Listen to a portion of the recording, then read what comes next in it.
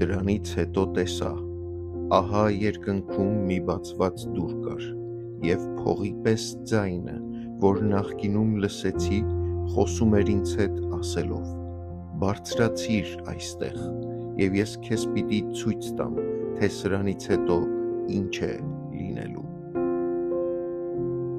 Հովհաննես առաքյալը տեսնում է մի բան, որ փոխում է ամբողջ տեսիլքի ուղղությունը։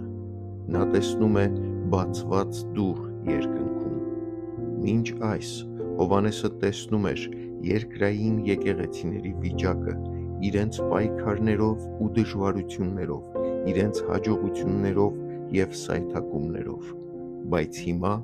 Աստված նրա հայացքը ուղղում է վեր։ Նա լսում է նույն ձայնը, որ նախկինում լսել էր, հզոր և հստակ, փողի պես։ Սա նույն ձայնն էր, ով խոսեց եկեղեցիներին։ Նա ասում է. «Բարձրացիր այստեղ»։ Այս հրավերը նպատակ ունի։ Ես քեզ պիտի ցույց տամ, թե սրանից հետո ինչ է լինելու։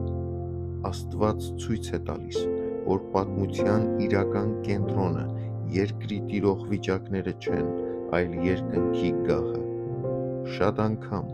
մենք կենտրոնանում ենք մեր կյանքի փակ դռների վրա, ուշացումներ, հիասթափություններ, չիրականացած սպասումներ,